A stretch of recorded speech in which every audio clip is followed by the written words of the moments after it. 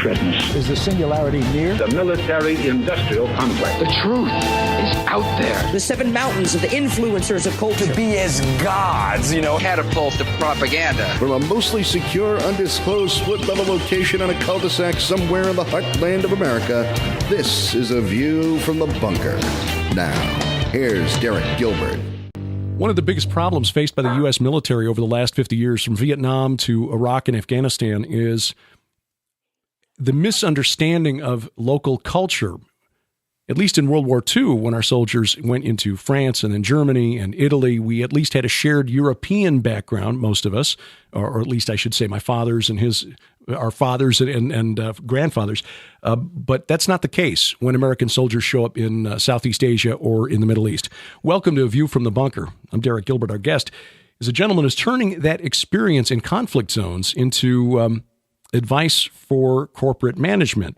He is a management consultant who honed his skills advising military commanders on how to partner with locals and overcoming those cultural differences. He's a chief cultural consultant for CulturaSec, co-host of the Break It Down Show, a podcast online at breakitdownshow.com, and a public speaker, his website, PeteATurner.com. We welcome Pete Turner to the program. Pete? Hey, great. Thanks for having me. Let's talk a little bit about what brought you into conflict zones in the first place. My upbringing was essentially, you're going to go to college and then you're going to get a degree and then you're going to go out and get a job. I grew up, as you did, in the era of the volunteer military. Sure. And my dad missed out on Korea only because he busted an ankle playing softball just before he got drafted. And that was the time that they were winding down Korea anyway. But his older brothers served. His father served in World War I. I've got ancestors who served in the military going all the way back to the pre-revolution days. I'm the first generation of my family that kind of missed out on that. But what was it about your upbringing that led you to Iraq and Afghanistan and trying to figure out how to overcome cultural differences that are real obstacles to our soldiers?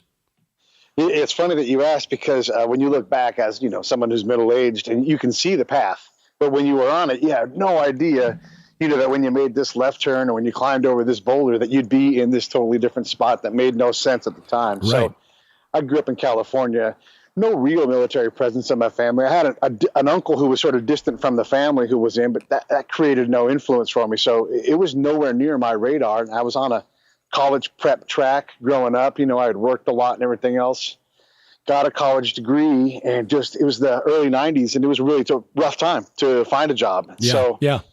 I had the problem of being, and I'll just be candid about this. At the time, I was a TV radio degreed person. I was trying to get a job, but every job potential thing came with, what are you? Are you this ethnicity? Are you this gender? And I'm a white guy. There's just a lot of white dudes in that business already. And so the market corrected and rightfully so, to create more diversity. So, well, that was about the time I was getting out of broadcasting. It was also at a time when deregulation from the Reagan years had, it used to be they could only, broadcast companies could only own 7 AM and 7 FM stations and 7 TV stations. Sure. And now you've got companies like iHeartMedia and Cumulus and that are owning 1,500 stations. So suddenly, and that with the growth of computer technology, suddenly one guy sitting here in the Ozarks can do 3 radio shows across the country from his, without ever leaving his bedroom. There were far fewer jobs, and as diversity took in, guys who look like you and me were not at the top of the list. At the time, I was pretty bitter about it because, you just don't have the context of age and everything. But, when you look back, you're like, that market correction needed to happen. And so, I frankly couldn't, everything I could do to find that job, I couldn't do it. So one day I was pushing carts in the rain at Costco and I said, enough's enough. I can't find a job because I have no experience. I don't have any experience, so I can't find a job. So I'm going to go to the military because they'll make sure I get experience. And I became a spy. And, which oddly enough is part sales job and it's part communication. So it suited my skill set well. And I started interviewing people, which sounds like what we do on the Break It Down show and what you do in your show. We had this perfect marriage of my skills. So I get to go out and be personable and talk to people and win friends and start to find things out in combative situations. So that's what I did as a counterintelligence agent in the Army. I gathered friends. I built a network. And even now, I'm in Dallas today, visiting a long time friend, but I have friends all over the nation. So by accident, I became a spy, and my natural skill set, what I'd done, what I built was perfect for it. So I was good at it, and I was good at finding things out.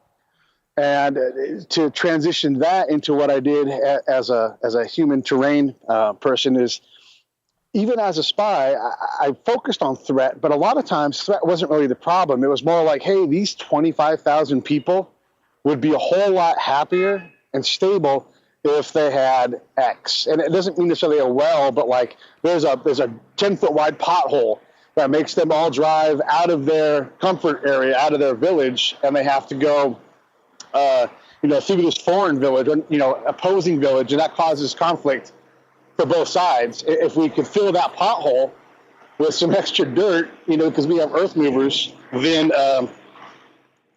we can potentially calm that area down. Mm-hmm. And so those types of things became a lot more powerful than the actual where are the bombs? Because at some point there are only so many bombs, only so many bad guys, and the more you chase and flush out the bad guys, the more bad guys you create. So that led to my transitioning into more of this cultural norm business that I'm in, and trying to find ways to help commanders, help leaders see the existing cultural paths that take them to the goal that they want. But because they're not from that area or familiar with the customs, they simply can't see. Those things are invisible to them. One of the things, and this is why I was happy that a mutual friend, Dr. Tim Furnish, who will be a guest next week on this program, by the way, put us in contact with one another, was because of a book I recently read about the history of DARPA, the Defense Advanced Research Projects Agency, The Pentagon's Brain by Annie Jacobson, which I highly recommend. She wrote that DARPA began investigating this type of approach to overcoming these cultural differences back during Vietnam, but they were deploying, anthropologists, professional scholars. Mm-hmm. You come at this from a kind of a different background. How would you say your perspective on this would differ from somebody coming at this from an academic background? Well, that's a great question, because the program that I worked with was the progeny of that program. So it was called the Human Terrain System. And the difference between myself, who's not an academic, though I have a master's degree and everything else, is that I understand command intent and mission, whereas the cultural anthropologist looks at, well, frankly, they trained us to look at it like this. This is a research environment. And I would say, no, this is a combat environment. This is an area of operations, and we're all beholden to that commander to allow them to enforce their intent, their will upon that environment. So I am not there to do anything other than to make sure that commander has all of my best effort to create the outcome they're trying to create. That's my job. My job is not to go out and study goat farmers. And so I don't need a syllabus. I don't need a rubric to go know what to do. I know my job is to constantly produce information that influences command decisions. And if I'm not doing that, I'm irrelevant. And if I'm irrelevant, I'm eating chow, and I'm making a mess, and we're taking up resources that can be given to somebody who's going to help affect the command intent. So that's the difference, is I speak commander, and a lot of my peers didn't. How do these cultural differences manifest in unnecessary challenges for commanders in the field? There's things that are invisible to commanders, because they just, like, again, a commander's job is to impose his will, right? Yeah. But the thing is when you go to somewhere like Afghanistan, Iraq, and you're trying to stand up a government, at some point, and this will be the quote from one of my Afghan partners, there's only room for one sword in a scabbard. So that's a great saying. Right. And so he's talking directly to my commander, and I have to write this down for my commander to say, hey, at some point we have to transition and be less of a partner and more as a mentor, and let these guys put their sword in the scabbard. And instead of imposing your will, sir, and to a man, every time I met a commander, I would say, and I would ask on purpose, what do you want me to do? What's the one question I can answer? And they would say, tell me who the people are that are most influential in this area. And I would, having just got there, I would say every time, I know who the most influential person is in this area. It's not a problem. I'll tell you right now. And they would say, okay, who is it, wise ass, right? And I would say, so it's you. And until you can bring back your influence, we can't even allow the native system to work. We're overriding all of the power structures, the elder networks, those things that have always worked traditionally for them. We always talk about, there's corruption over there. But we are corruption. We come and corrupt the systems. We put money in where money never was supposed to be. And some of that stuff you have to do. But you do it by choice, not by design. So I would give commanders tools, like I would say, is this Afghan inspired? Is this Afghan led? And is this Afghan provisioned? And if it's not, you're a commander. You do what the heck you want to do. But if it's our idea, you're already corrupting. And if they're not leading it, well, now we're forcing. And if they're not provisioning it, well, now we're just, they're going to be passive aggressive with us. They're going to let us do whatever we want to do. And we're completely out of the cultural norm, which again, sometimes you have to do that. Sometimes you have to say, this will happen. You guys will adapt to this. But the norm shouldn't be that. That should be by exception, by command exception. Did you get any sense from any of the elders that you met in Afghanistan who might have been there when Russia was there, at how well the Russians made use of these techniques? Yeah, you deal a lot with the people that have had experience with Russians. And though they fought the Russians, a lot of the military doctrine that stuck was Russian-based, because they have a very powerful top-down approach where you don't make a decision without your leader telling you what to do.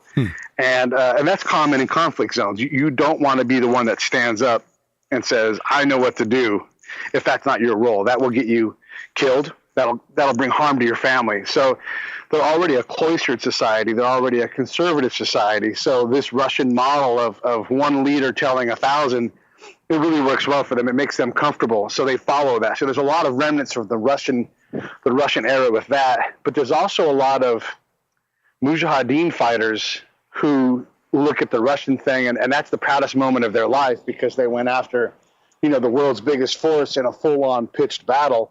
And they won. And gosh, who wouldn't be proud of that? Yeah. And that's, I was curious about that, because you mentioned a passive aggressive approach, and I just wonder if sometimes we fail to learn from the mistakes of our enemies, much as well as ourselves. The Russians probably weren't hindered by the rules of engagement that our soldiers operate under, and yet they weren't able to dominate and pacify the country after 10 years. So I wonder if, looking at that, if there are those in our military who said, maybe committing to this is not such a good idea. I'll give you an illustration as to how complex this is. So we were partnered with a Romanian army unit, right? And they owned a little piece of battle space. They worked underneath our overall guidance, but they had autonomy in their area. And so we were sent out, my research partner, Dr. Richard Leday, and I were sent to this area with kind of a tasking of, there's something weird going on. It's not going the way we want it to go. Can you illustrate what happened? And this is what I do for companies a lot. I don't really know what's going on, but I'm not getting what I want. What do you see? So we went out and looked. And one of the things we found out was that the Afghans were saying, why are the Russians here? And we said, what Russians? And they said, those guys in those uniforms, those are Russians. And so we said, okay, and the common thing would be say, no, those are Romanians, and fix the problem, right? But that doesn't fix the problem. So we said, tell us about these Russians. And they said, well, they go on patrols and they drive over people, they crush things, and they're a hazard, they're a menace. And so we were able to take this back to the command, who that clearly is not the intent. And we talked to the Romanian commander, and he's like, yeah, well, we're doing a counterinsurgency operation, and that's how we do it, with a bit of force. And we said, well, they think you guys are the Russians and that you're invading. And the guy said, my goodness, that's not what I want. So here you have this whole doctrinal base and mission that the Romanians had. And in a blink of an eye, they realized that the impact that they were having was not going to net the result that they were going for. And, I don't necessarily know the answer to how you fix that, but I know that you start there. You start to figure out, how do we do this partnering better? Because this is not what anybody wants out of this situation. In hearing you describe your role in Afghanistan, it strikes me that there are some aspects that are similar to the 4 years that I spent in outside sales, in which you have to find out what the people in the field want, and then you have to turn around and explain to the folks back at the warehouse. The guys in the warehouse who are actually shearing and forming the metal, the drivers who have to transport it and make sure it gets where it's supposed to be without getting all scratched up. Or perhaps when you take this turn, make sure you don't cut it too short and accidentally drive over the guy's culvert because he's really ticked off about the other company they quit buying from. And how do you convince the folks back in the office, the inside salesperson who has to handle a customer who may be a little crotchety? How much of your effort was spent in trying to sell yourself on the American commanders for whom you were working? I would say, honestly, the bulk of my effort is in doing that, in creating influence. And this is where the mass comm comes in. So I write these reports that I built by talking to commanders and saying, what do you need to see in these reports? Now, my peers would write 40-page opuses that wouldn't get read by anybody. They look great down the road somewhere. But today, right now, that mission that I went on, where is the result of that? That's what commanders need to see to have influence. So you've got to, one, build a body of, you have to create content, right? That's what we all do now. We create content. But someone has to listen to that content, and you have to mass communicate. So I'd send my reports out, and I would send them out to these officers, and I would say, hey, what do you think? And they'd say, oh, it's great. And if I allowed that to be good enough, I would think I was great and have no result. But I kept building, kept saying, hey, I sent you that report. And then they would say, yeah, I read it. It was good. And I'm like, the commander's reading these things, whether that was true or not is debatable. But I would say that, and I would slowly build this readership. And I would listen carefully for my words to leak out into the planning meetings so that I knew that now they, in fact, are reading, because they would say that it's the military. They're going to not do anything they don't have to do. Well, that's human nature. Right? So if I write papers and think everybody's reading them, I can slap myself on the back and think I won the war. But the reality is you have to work very hard to create an audience. And so I would create this audience. And I wouldn't take, I read your report and it was great. I would say, okay, great. How does it shaping what you're doing a day to day? And they'd be like, all right, Pete, you got me. I'm not reading them, because you have to ask that next question. I'm a question asker. That's what I do. So I had to constantly create influence. And that's in the command and staff area. Now I'm going to go out to the side of a mountain as a middle-aged guy that probably weighs a few pounds too much. And I have a world of knowledge in my head, but I'm not them. And so I've got to, just like I have to with the Afghans or the Iraqis, I've got to be able to integrate into their culture. So, even though I may not work out as much as they do, they'll see me in the gym with my shirt off. I'm working out, and, they're like, dang, Pete's like us. The other thing is I would bring ice cream, or I'd find, and ice cream's a powerful tool for me in general. I use it in every direction that I can because everybody loves ice cream. Yeah. So, I would bring ice cream to these remote sites where people would say, like, I would hear the grumblings because they don't hide it. They're infantry guys. They're like, that guy over there, his beard and civilian clothes, probably gets paid $1 million a year, and grumble. And then the staff sergeant or the sergeant first class would say, hey, you guys enjoying that ice cream? They would do it for my benefit to let everybody know, like, well, that guy right there brought it. And so my integration into that unit was, I wasn't Mr. Turner. I was Pete. And when I became Pete, then they got it, and I would just subtly mentor guys, like one thing you never do on a combat patrol is you don't go, oh my God, I'm so hot. Yeah. We're all hot. We all know. We're all carrying something. So like if a guy if I could see he was struggling or just, just in general, I would just go, hey man, why don't you give me that belt of ammo for a while and I'll take it off your back, just to be part of them. I'm part of their tribe. HR is a tribe. Engineering is a tribe. All these different areas, they're all tribes. That's how I look at it. So you don't try to be them. You try to understand them. I understand that this ammo belt is heavy. Let me carry it for you for a few minutes. I'm not going to say I'm an infantry guy. That's the thing about culture. is you're better off not faking like you're from Japan, but saying, hey, I'm different than you, but I want to understand. And then it's a better path. Like the military likes to teach us some basic phrases to say, right? I'd rather you learn how to use an interpreter at an expert level than to spend 2 weeks learning how to say 15 phrases, and that's the end of your conversation, you know? Yeah. So use your inexperience in that cultural setting to say, I don't know, but I am interested. And who doesn't want to teach you about their culture? Yeah. You know? So no, I'm laughing because I found that to be absolutely true. The territory I covered as an outside sales rep was the southern half of Illinois, and mainly the southern third, which is heavily dependent on coal mining and oil, which I had I had no clue about that. But I grew up in Chicago, so what I tell these guys is, when I meet them the first time, well, I'm from Chicago, so you have to forgive me. I grew up thinking the world ended at Interstate 80. So speak slowly, use small words, and help me understand what challenges you guys face. Yeah, and I said, and by the way, on behalf of Chicago, we're sorry about that Obama thing. And that kind of broke the ice a little bit. So I grasp what you're saying, and the common sense of it, really rings true. I guess the big question I have to ask then is, why did this take a special initiative by the Defense Advanced Research Projects Agency to begin to instill this as part of the military culture? They haven't. Ultimately, that's the real answer. Is we struggle with this. We think of culture. We struggle to define culture. And here's what I've learned through my experience. And this isn't that I know more than everybody else. I've just seen things and been able to put together a system.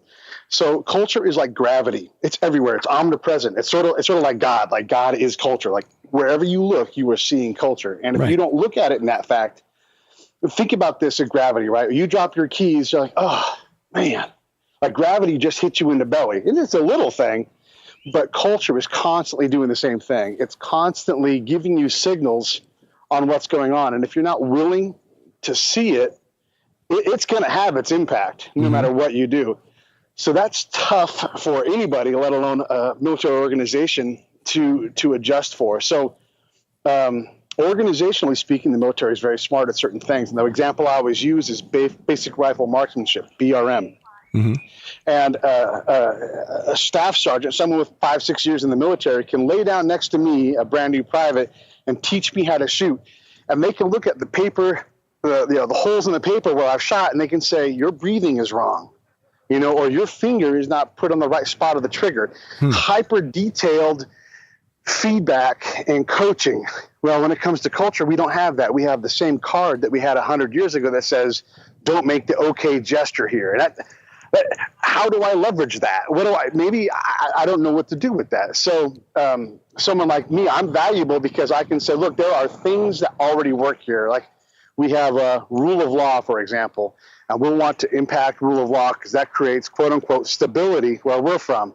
But the reality is they have a rule of law system. So if you intend to change their rule of law and improve their situation, you have to understand rule of law, which is an element of culture. And whatever it is that we do, I just presented a paper on female empowerment.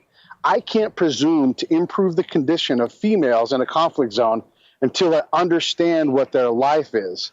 And in the case of Afghanistan, if you don't know your Benedicte Grima and you haven't read her book, you have no business changing a Pashtun woman's life. You cannot do it well. And that doesn't sit with any giant organization well. Like IBM is going to go and they're going to do what IBM does, right? It's not just the military, it's any corporation. They're going to bring their culture, their solution to an area where I'll give you an example that's more regional and colloquial. So let's say there's another Hurricane Katrina, and then it comes into Terrebonne Parish in the southernmost southern part of Louisiana.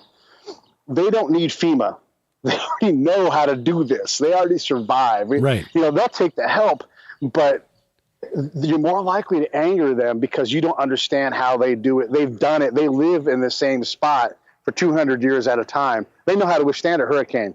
And they rebuild, and it sucks and everything else. But when you come in and presume to give them a solution, you're going to receive a negative response because you've ignored their reality and you haven't taken the time to say, hey, what do you need help with? And a lot of times what I'm finding is that it's a simple thing. It's not this grand multi-million-dollar solutions that give them what they need. It's something very, very, very simple. Something as simple as moving dirt that they can't move, or things that are quick and easy and constant progress. Otherwise, it's too grand, it takes too long, and it's too easy to screw up on any of the 155 million steps that it takes to do a grand solution. And again, this is ringing true with my own experience. I saw when I was back in broadcasting in the 80s, early 90s, radio station groups that would say, well, we are a top 40 or we are an album rock company. This is what we do. And we just bought a new station in San Antonio, and we're going to impose our new album rock format on San Antonio that has been so successful for us in New York, Detroit, and Chicago.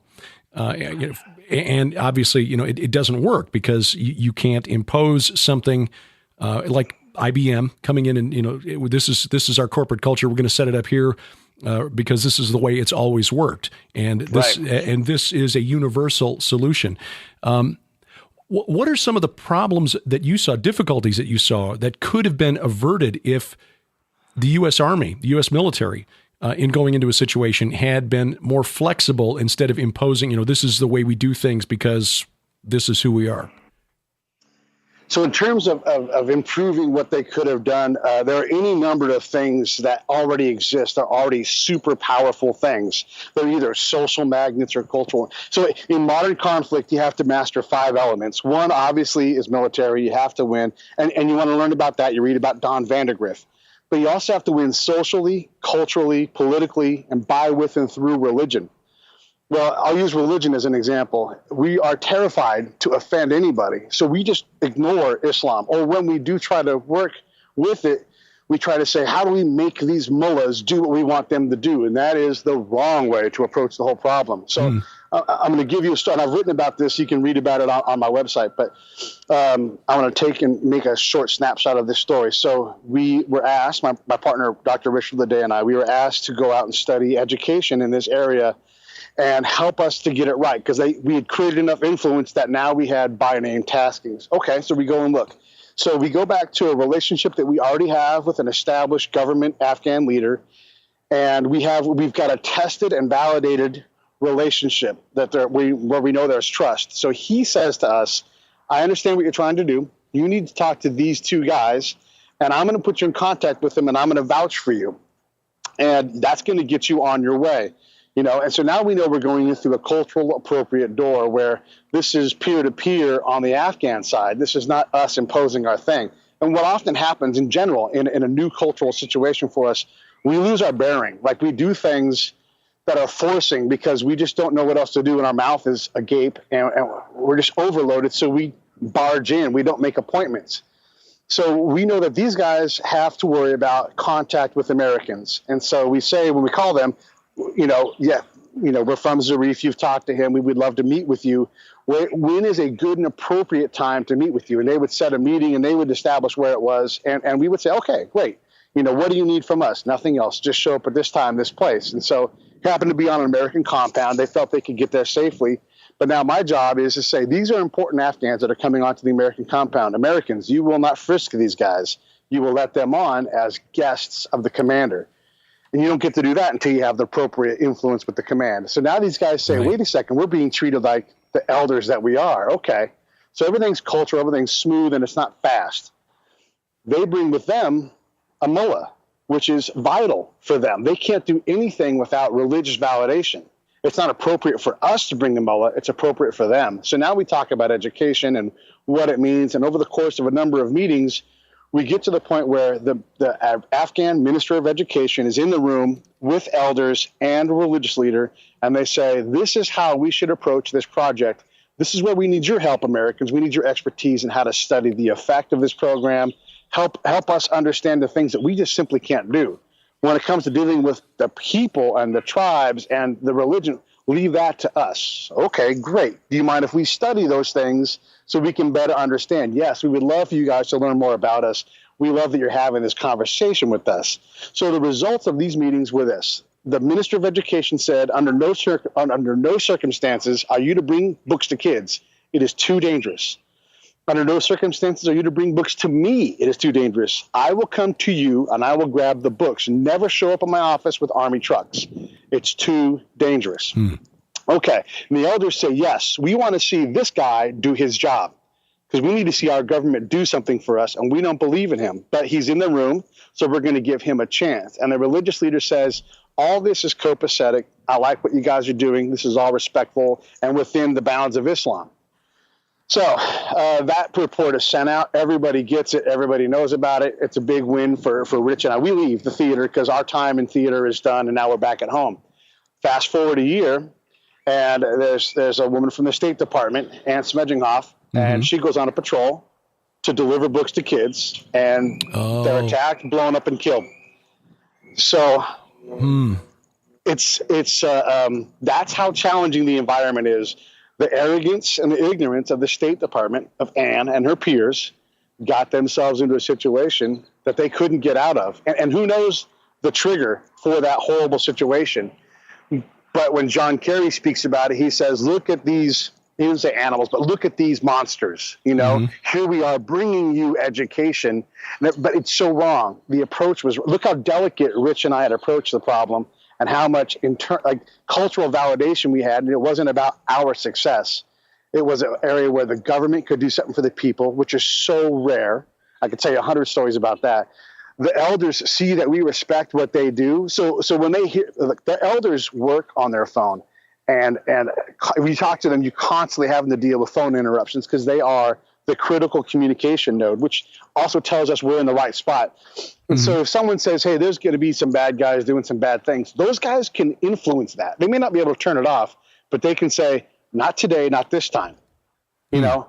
But if we disregard them, and I would use terms more colorful typically, but if we completely ignore their direct guidance after they met with us, well, what would stop them from saying, yeah, you know what, go ahead. Screw those guys. They don't care. And so you repeat that lesson every year, year after year after year. And how hard is it to get an elder to buy off on what you're trying to do? Like how you're not just doing damage control. You're just trying to polish a turd, honestly, a lot of times. When you talk about danger, you know, delivering books to the office of the tribal leader, he's talking about danger to him, right? Yes. Yeah. He doesn't want Americans there. First off, we come unannounced. We don't set appointments, which is odd in any profession. Yeah, that's true. I mean, even in sales, that clearly that was something that you have to do. You don't show up in a buyer's office unannounced, especially if it's an important client. Why would you put that person in danger unless you were just an arrogant jerk? You know. So these things confound us every day, every single. And I've not even talked about the messaging aspect, but that's how difficult and complex. This isn't a knock on the Department of Defense or State Department. Yes, they make mistakes, but this is extraordinarily hard work to create stability in an area that's unstable inherently. Is it a cultural thing in the State Department? Is it sort of a systemic thing that has spanned, more than just the current administration? Is it just sort of ingrained that we can go and as the not to be too offensive, but almost as though we were, the great white father coming and presenting blankets and trinkets to the Native Americans and, in order to sway the poor savages over to our side.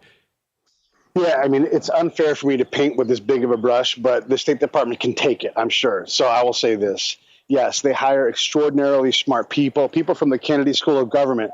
They are wonderfully talented people, and they can never be wrong. Okay, that's the problem, is that you cannot do this work without being wrong a large portion of the time. You will make mistakes. You will impose your intelligence and your desires on something that you can't. Like, that's the thing I always remind myself of, is the test. Test. What am I doing wrong? Am I imposing me into this? Yes. Yeah, I've seen results of it. I've seen things where I'm like, oh my God, look, I created this. Oh my gosh, I've overpowered this governor. I need to tease him out in an area where it's ultra conservative. I can't put me or my intelligence into that until they say, hey, what do you think about this? Right. So, and I'll give you just a quick example. So we're sitting in a government center with a governor that we're trying to get to do things. And this is the same area where the commander said, there's something going on. So among something's going on is USAID and Department of State sitting there talking to this governor, and they're discussing this building. And the governor says, I want to build a school for girls here, or actually use this building for a girls' school. And they openly mock this guy at a public meeting and say, no, governor, this is going to be the demonstration farm. This is not going to be the school for girls. And he says, no, it's going to be a school for girls. That's why I'm going to put that there. And then they just, again, openly mock him. And so the State Department guy leaves his card with the governor, and the governor takes the card and picks his teeth with it. Yeah. Right? Mm-hmm. And I don't have to explain that to let you see the contempt that guy has for the State Department guy. So State Department people are very smart, but you have to allow them to be smart. Now, I'm really big on this with culture. Everybody wants you have to give things that they cannot help but do and like. So like everybody in the world doesn't want their kid to get cancer. Right. That's a universal thing. Everybody loves ice cream. That's why I'm big on ice cream. If you break bread with somebody else, like I always encourage business leaders, like, yes, take them out to a fancy restaurant, but better go get an Airbnb and make dinner with them in your style. Have them do it in their style the next day. It's so much more powerful than going to Arby's or, Chez Lafitte or something. It doesn't matter. Go cook and eat with them because that's so much more powerful culturally. So when it comes to State Department people, they lack the ability to be wrong, and they can't allow someone else to be smart. They might have both have the same idea, but they'll overpower the idea because they know the answer. Oh, I know the answer. Like I would all the time tell my interpreters, if I ask a question that's crazy and seems wrong, that's something I already know, I want you to ask that question. I'm creating space for that person to teach me about Islam, even though I know about Islam. I know about the night of the day, all that stuff. Mm-hmm. And my interpreter would forget, and he would look at me like, but you know this. And I would say, I know this. I need you to ask him so he can tell me. And they'd be like, oh, that's right, Mr. Pete, I'm sorry. And they would ask the question, and then the guy could say, let me tell you about Islam. Let me tell you about my people. Now I've drawn him out right. into an area. Yeah, so you get that. That's a sales thing. Exactly, yes. And that was one of the hardest things for me to learn, because I do have a tendency to want to impress people with the depth and breadth of my knowledge, and forgetting that the best thing you can do to draw someone out is to ask them about things that are important to them and have them teach you. And it was only a turning point for me was when I went back to my broadcast career before sales and said, you know what, if I applied what I was doing on the air when I hosted the talk show to what I'm doing when I go into a guy's office, I might get more results. So, yes. Yeah. When we do our podcast, I did a Negro League Museum the other day. My job is to get that guy going and get out of the way. And I don't want him on his main script. I want him off his script. But once I get him over just left of his script, I'm just nudging. I'm just guiding and letting him do all the work, because it's not about me. It's about that person. Yeah. And exactly right. The best success, if you had to look back on the time you had in conflict zones, what was the best example or the most satisfying example of a successful cultural interaction? Whenever I hear that question, I have a standard answer I give, and I give it for a reason, because this is how challenging this stuff is. There is no legacy when you leave. The things that we believe we've done, the pictures that we have, the Turner challenge is this. Let's get some money, some airline tickets, backpacks, let's go, and I will show you your legacy. It's not there.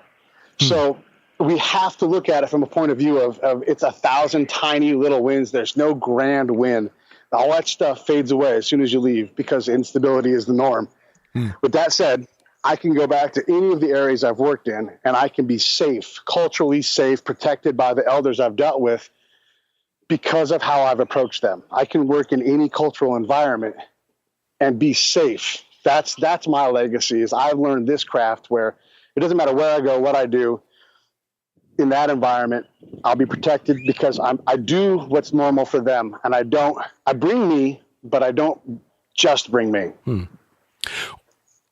I was reading some of the work at your blog, and you related a story where one of the elders you'd been meeting with for some time kind of surprised you because you thought you were on really good terms with this fella, and and then he sits back and says, I know what you're doing now. You're trying to help us with the Americans. How much of a surprise was that to you at that point? I was floored. I really thought that I had broken. This is a guy with years of experience. I really thought that I had, and I believe in testing, right? And it just reminded me once again that, oh my gosh, I really don't know. I've got to find more measures for more. So I broke down trust into different categories and said, okay, I've satisfied this one, but like extending, like we're Americans, we can extend trust. We invite people to our house all the time to do podcasts. That's crazy, So, but you've got to find like not just extending trust, but trust with dangerous consequences, like him vouching for us with elders. That's dangerous for him. That's dangerous for them. So that's a real measure of trust. And we hadn't earned that until that day.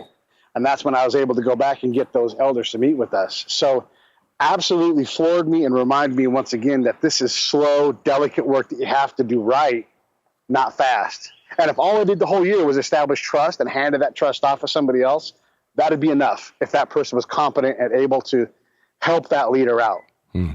That's how hard this stuff is. How long had you been meeting with this gentleman when he said that, made that statement? We had known each other for 6 months, probably met over 100 times. Over 100 meetings? Yeah. Absolutely. And because he thought I was reporting back negative things about him to the to the Americans. I mean, that's his last hurdle he had to get over. And what he didn't get was I really was trying to empower him. And the Americans were getting it, to their credit. They were saying, yes, we get it. We understand. We're going to let this guy run the show. Even if it's rigged, it's not a puppet rigging. It's like, hey, you're going to perform this duty in front of the elders. Because that guy's job is to collect elders.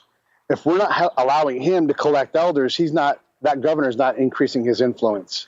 So that's what we started looking for as our measure of success, is how far away do these guys come from?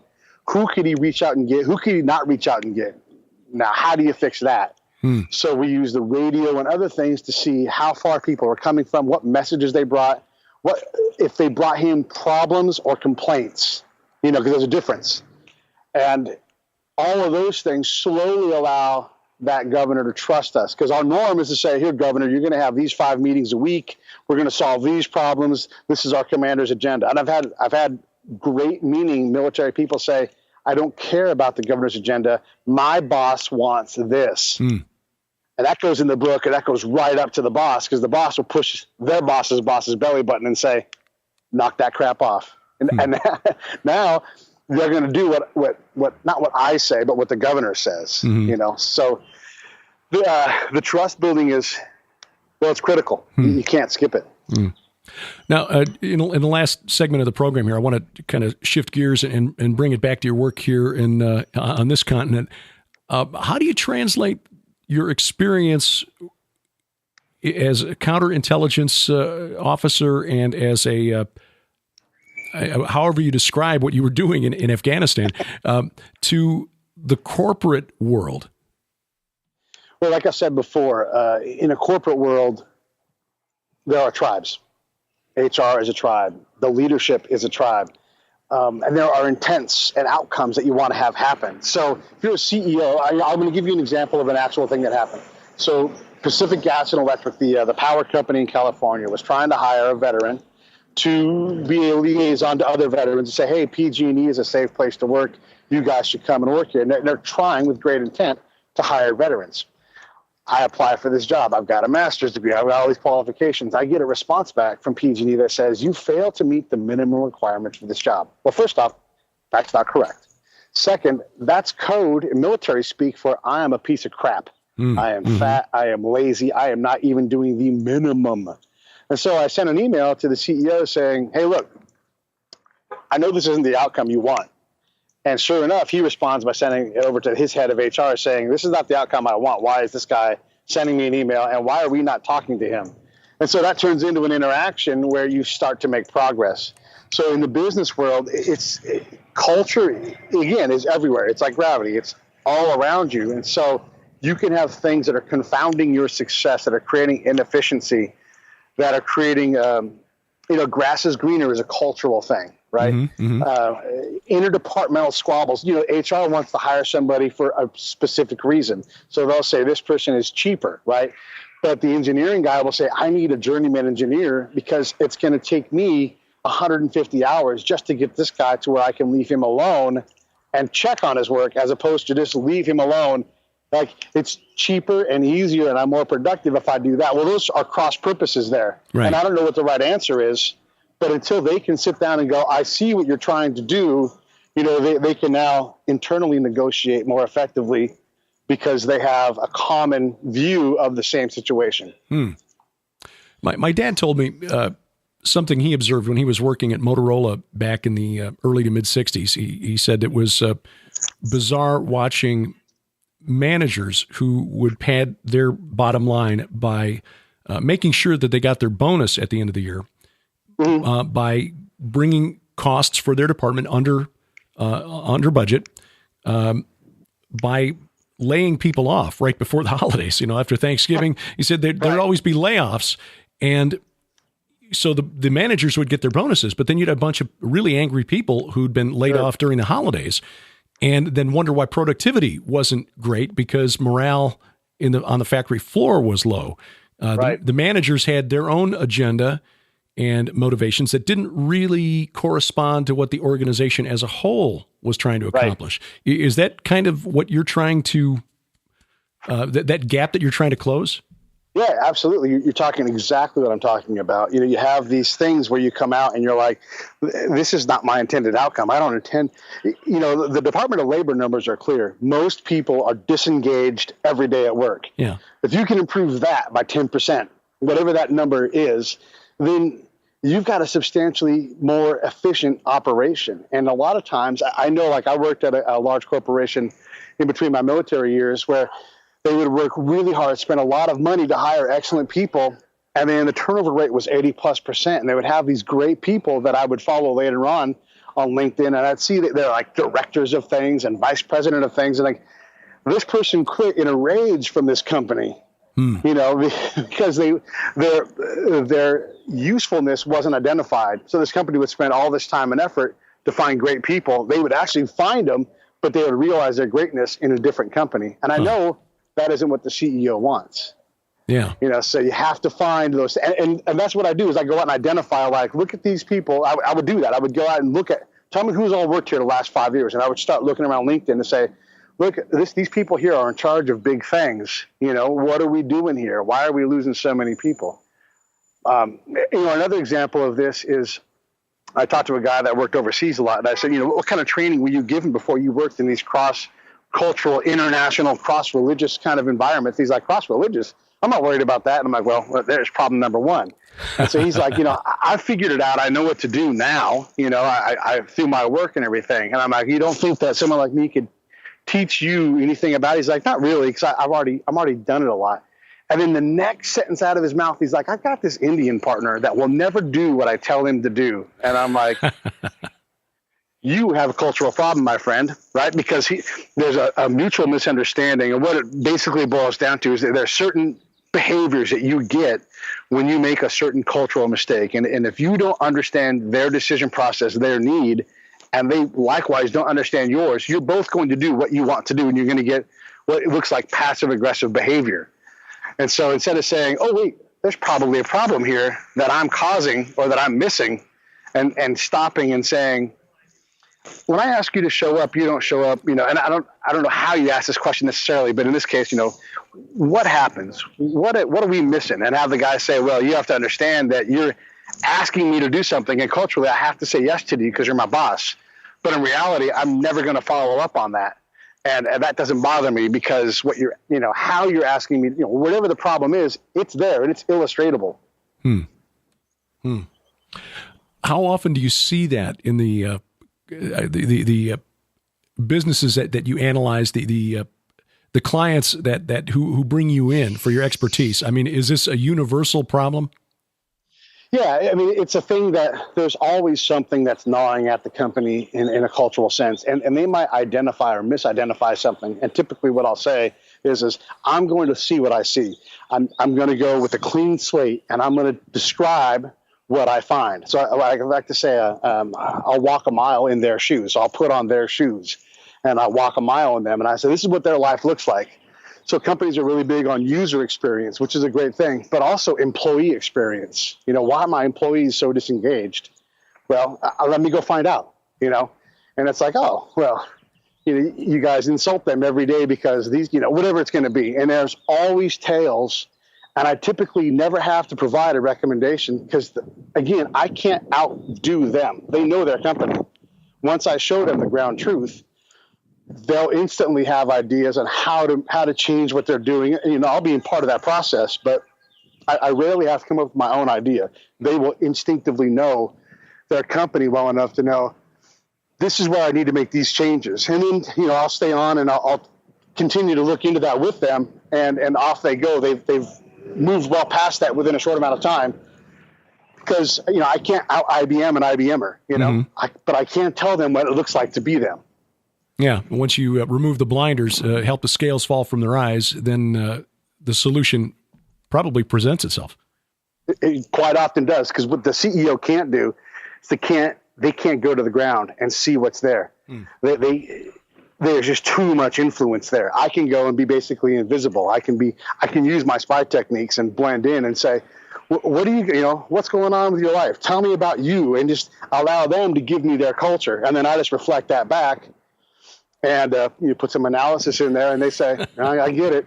I see what to do. Let's make some changes. And it's always the case that the cost paid to me is insignificant compared to the value that they see in what I bring to them. Always. I'm glad you made that observation. I wish I'd thought of that question. How does your background as a spy help you in corporate consulting? Yeah, right. It doesn't make sense, but that's exactly what I do. I can go into the bar and have a conversation, and I can win trust because I've studied how to win trust. Like people will say, build rapport, right? You've done sales, build rapport, build trust. Okay, how do I do that? And then how do I measure that it's right?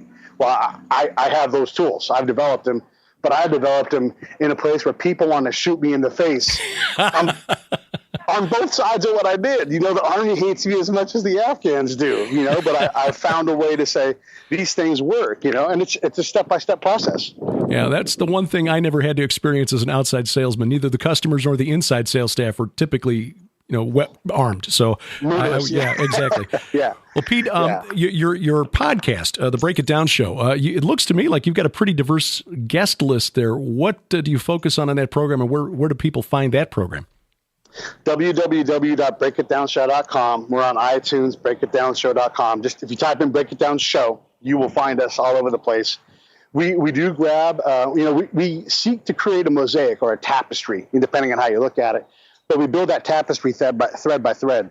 So some days it's a red thread, and some days it's a baby blue thread. And you don't realize you want a baby blue thread until you meet that person.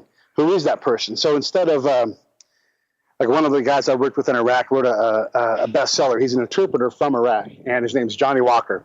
And they're making a movie about his life. So he goes on this book tour and does these little 7-minute interviews that tell nothing about his incredible story.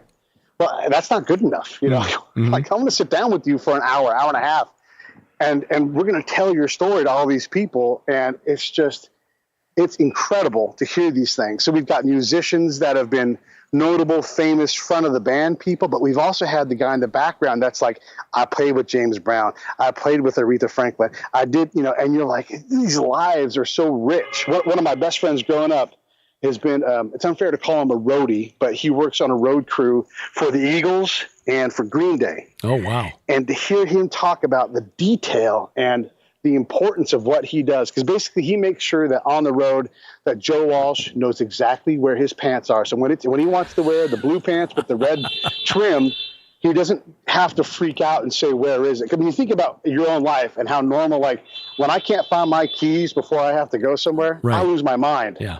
Joe Walsh can't do that. He's got people paying all of their money to come watch him play. He needs to be worried about that show. And so Scott does all these incredible things to make sure that all Joe Walsh has to do is grab his guitar and go on stage and feel great. So that's what we try to do, is try to illustrate these things that are incredible stories with incredible people. And oftentimes they don't realize how incredible they are, even if they're noteworthy. And it's just a blast. It's a ride. And anybody who's interested in it, I know you'll find a show that you like, because we talk to warriors, we talk to authors, Grammy winners, Emmy winners, all kinds of people, but also people that just do incredible things in life. BreakItDownShow.com. I'll put a link to that in the show notes at VFTB.net. And CultureSec, your consulting firm, where do people find that? You can just go to PeteATurner.com. You can get a hold of me there. And I'm glad to answer simple questions. I'm glad to come speak or train or whatever it is that you think you might need. If you're not sure, definitely reach out. I'm glad to have a conversation and help out in any way that I can. All right. Pete Turner, management consultant, former spy, counterintelligence expert, and one of the people who are trying to make things easier for our men and women in uniform in places like Iraq and Afghanistan. And for that, I thank you. Pete, enjoyed the conversation. I'll have to do this again. Yeah. Hey, thank you so much. I really do. I really appreciate you taking the time and interviewing. It's really been a pleasure. Thank you. You find links in the show notes to Pete's website, his blog, and also the Break It Down Show podcast. And those show notes are always posted at VFTB.net. That's your basic acronym, View from the Bunker, VFTB.net. And check out Pete's work. He was referred to me, as I mentioned during the interview, by Dr. Timothy Furnish, who's been a guest on this program fairly regularly over the last year or so. I stumbled onto his work while trying to understand what the Islamic State was all about and found one of his articles, which led me to his article from 2005, in which he essentially, he wouldn't use the word prophesied, but it was almost prophetic, predicted the rise of radical Mahdism, which, when you understand the history of Islam, and I'm not saying that I do, but when I read his work on history, it becomes clear that the history of Islam is filled with radical Mahdist movements that brought men to power and wound up with a lot of people getting killed. So that's what's happened in the in the Islamic State, and understanding that this is nothing new for Islam, and that this is not a bastardization or an appropriation of the work of Muhammad, but rather a return to a purer form of Islam, would help explain a lot of their actions. It just made a lot of sense. It made a lot more sense than what I was hearing and reading in the so-called conservative press, which didn't really get it. You know, I will admit that 10 years ago, when I was hosting a daily secular talk show on a standard issue conservative talk radio station, it was me and then Sean Hannity and then Michael Savage, and earlier in the day was Glenn Beck and Bill O'Reilly when he was still doing daily radio. You know, I was right there with those guys, marching pretty much lockstep in terms of my political views, calling the president of Iran Mahmoud Ahmadinejad instead of, Ahmadinejad. But when you understand what they actually believe, as Dr. Furnish does, it makes a little more sense. Well, in reading Pete Turner's work on the issues that our soldiers have had, that our military commanders have had in trying to make headway with the people of Iraq and Afghanistan, it makes sense. It begins to make sense. We can't go in and just impose our will, and we can't deal with them as we would deal with other Americans. We just have a completely different worldview. As he said, we Americans extend trust very easily because we live in a secure society. We invite people over all the time who we don't always know well because we're fairly confident that person is not bringing weapons or explosives with which to do us harm. Usually. But there in Afghanistan and in Iraq, that is a very real threat, a very real fear, something they live with every day. And if we're not sensitive to that or cognizant of that even, then bad things will happen and people will die needlessly. In fact, at Pete's blog, he makes he has some very direct comments about the State Department employee who died because they did not listen to what he and his research partner had been told by the elders. Don't come to us unannounced. Don't deliver books to us. Don't deliver books to our children. It is dangerous. And sadly, for some people from the State Department, employees from the State Department, that cost them their lives. Things over there are really pretty grim. And the guys in the Islamic State, because they are true believers, are willing to justify just about any action that will move them closer to their goal of provoking that final battle at Dabik, or perhaps at a valley near a mountain called Jabal Akra, which was the old Mount Safan, which in ancient times was the location of the Palace of Baal. Probably just a coincidence. So there are things that the Islamic State has done over the past 2 years that we in the West would consider barbaric. But it's because these guys believe God is on their side that they're justified in doing it. Things have gotten a little rough for the Islamic State of late, if this report is accurate. Once Russia entered the conflict last September and actually began bombing their black market oil convoys, it kind of shamed us into aiming at some targets of a little higher value, perhaps. Anyway, we reportedly have destroyed a number of their cash storage facilities. And that has really put a hurt on the Islamic State's budget. So according to this report, ISIS has been trying to make up the shortfall in their income by selling off the organs of their own fighters. And they've been selling off the organs of their own fighters by killing the wounded so they can harvest them while they're fresh. Now, this sounds barbaric. Well, it is barbaric. There's no question about it.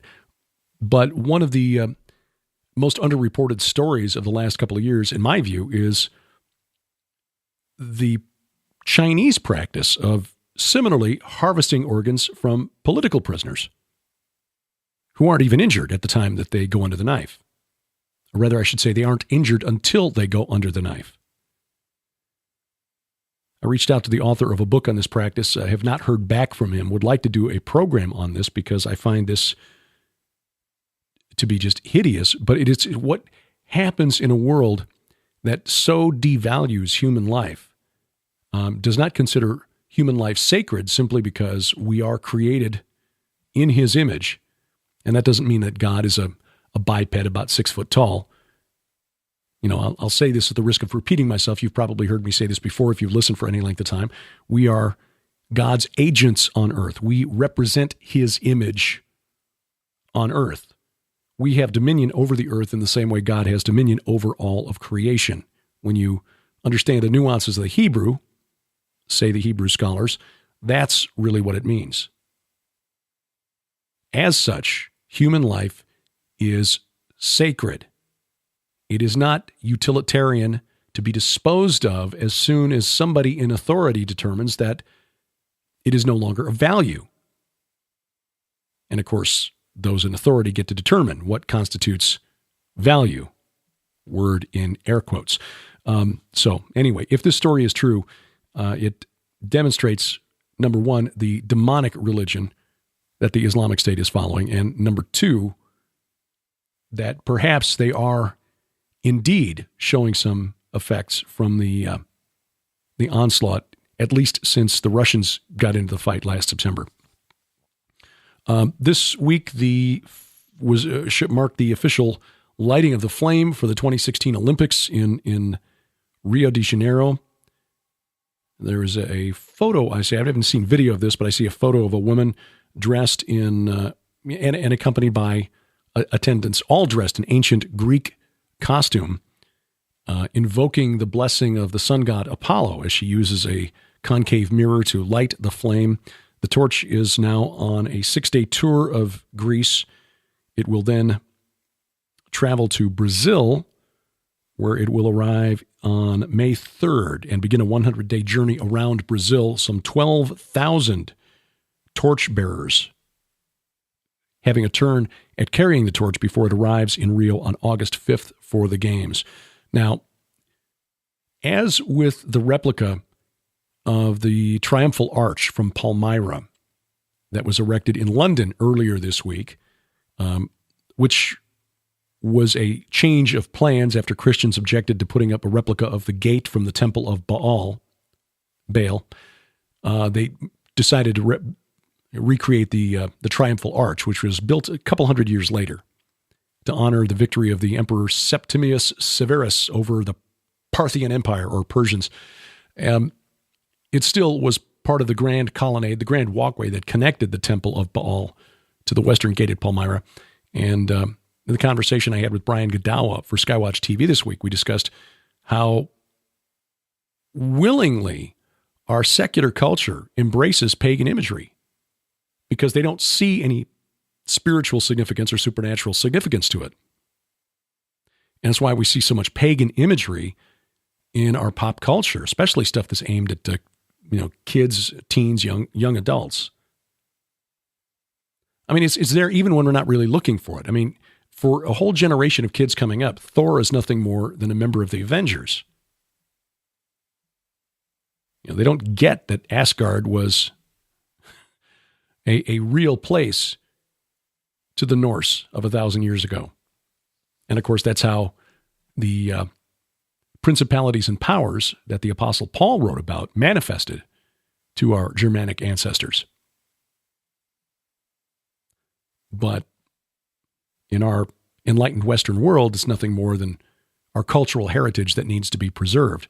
And why nobody complains about a group calling itself the Soldiers of Odin showing up in Canada, apparently opening a number of chapters there, except that it demonstrates the racial bias and discrimination against poor Muslim immigrants arriving in Canada.